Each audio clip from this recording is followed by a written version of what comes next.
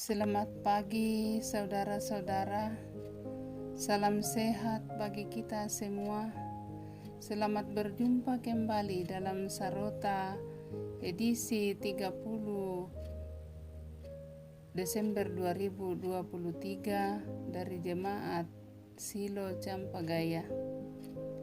Kita bersyukur kepada Tuhan atas penyertaan-Nya melawat kita sepanjang malam yang kita lalui, hingga boleh bangun dengan tubuh keberkatan.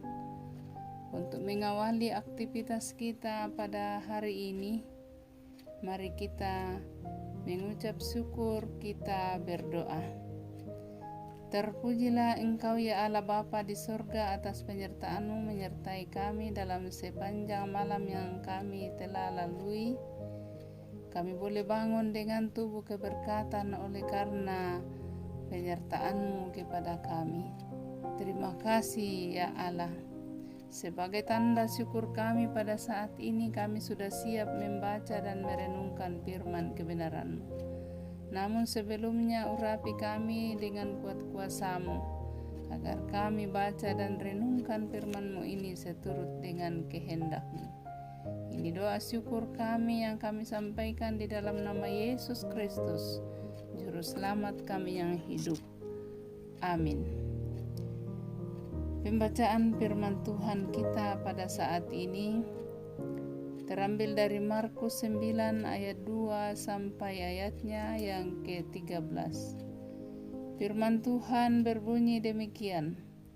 Yesus dimuliakan di atas gunung. 6 hari kemudian Yesus membawa Petrus, Yakobus, dan Yohanes, dan bersama-sama dengan mereka ia naik ke sebuah gunung yang tinggi. Di situ mereka sendirian saja.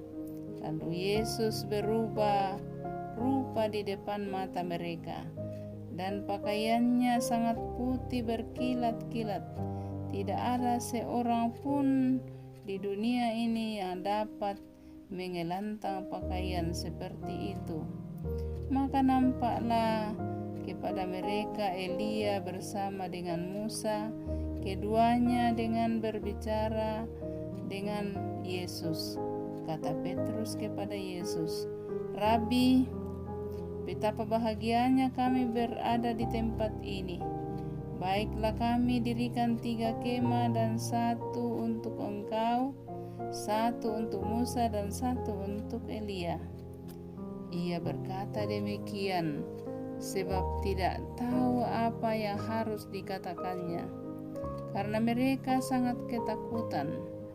Maka datanglah awan menaungi mereka, dan dari dalamnya awan itu menyerupai terdengar suara, "Inilah anak yang kukasihi, dengarkanlah dia." Dan sekonyong-konyong waktu mereka memandang sekelilingnya, mereka tidak melihat seorang pun lagi bersama dengan mereka, kecuali Yesus seorang diri. Pada waktu mereka turun dari gunung itu, Yesus berpesan kepada mereka supaya mereka jangan menceritakan kepada seorang pun apa yang telah mereka lihat itu, sebelum Anak Manusia bangkit dari antara orang mati. Mereka memegang pesan tadi sambil mempersoalkan di antara mereka apa yang dimaksud dengan bangkit dari antara orang mati. Lalu mereka bertanya kepadanya, "Mengapa ahli-ahli Taurat berkata bahwa Elia harus datang dahulu?" Jawab Yesus, "Memang Elia akan datang dahulu dan memulihkan segala sesuatu.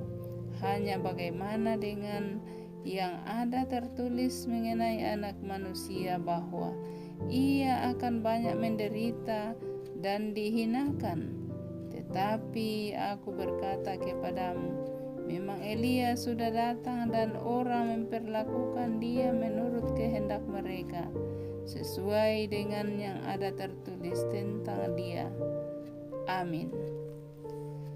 Saudara-saudara yang kekasih dalam Yesus Kristus, tema kita pada saat ini iman yang tertuju kepada Yesus.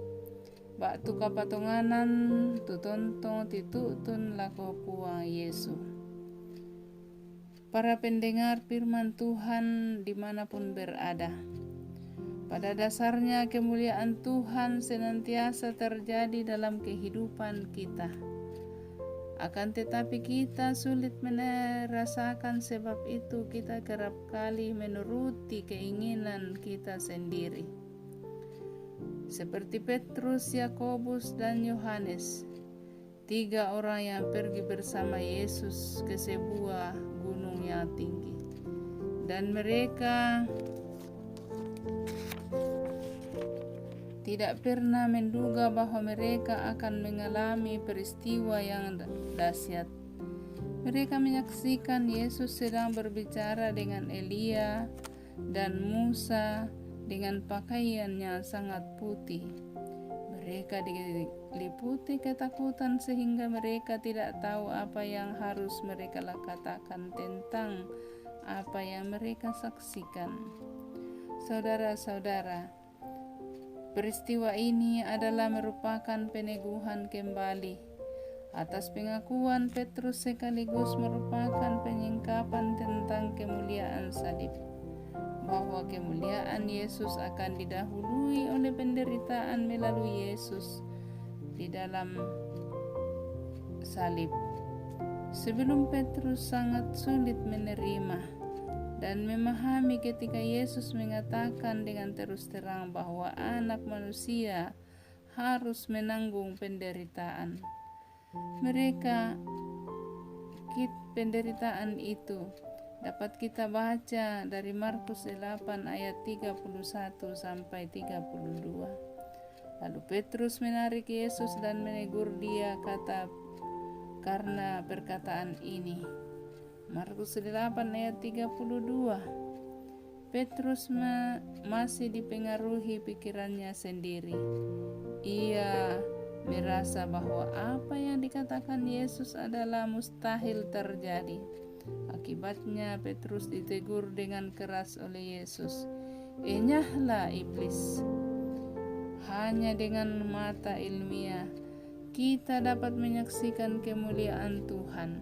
Mengandalkan pikiran manusiawi hanya semakin menyulitkan kita dalam memahami peristiwa-peristiwa besar yang dilakukan Tuhan dalam kehidupan ini. Yesus harus menderita dan mati untuk kemuliaan menunjukkan kemuliaannya. Dan inilah jaminan pengharapan kita dalam menghadapi berbagai pencobaan dalam kehidupan ini.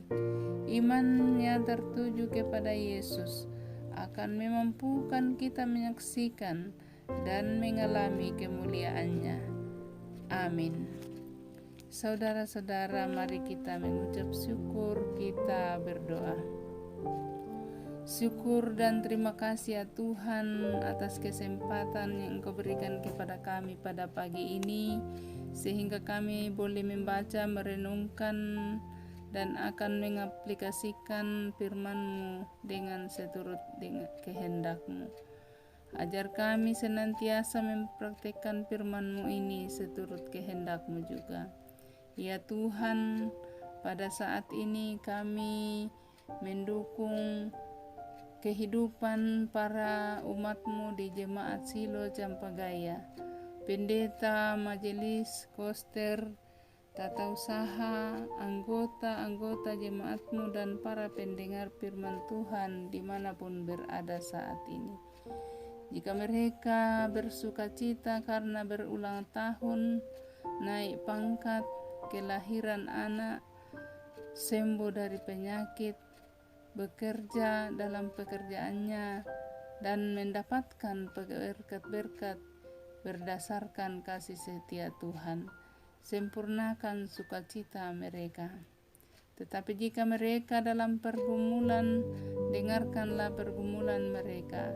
Yang sakit, baik di rumah maupun di rumah sakit, sembuhkan. Yang berduka atau tawar hati, teguhkan iman mereka. Yang mencari pekerjaan, ya Tuhan, mudahkanlah urusan-urusan mereka. Berikan kemampuan untuk mencari pekerjaan yang seturut dengan kehendak Tuhan. Anak-anak kami yang dalam pertumbuhan dan dalam bangku pendidikan, karuniakan kecerdasan dan kesehatan, agar mereka boleh bertumbuh di tengah jemaat-Mu sambil menuntut ilmu yang takut akan Tuhan, sehingga di kemudian hari mereka dapat meraih cita-cita mereka di dalam naungan kasih-Mu. Para usia lanjut, Engkau teguhkan iman mereka agar mereka tetap kuat teguh imannya di dalam kehidupan di masa tua mereka. Inilah rangkaian ungkapan syukur kami ya Tuhan. Ampuni salah dosa kami yang kami bawa di dalam nama Yesus Kristus, Juru Selamat kami yang hidup. Amin. Selamat beraktivitas. Tuhan Yesus memberkati kita semua. Salam sehat.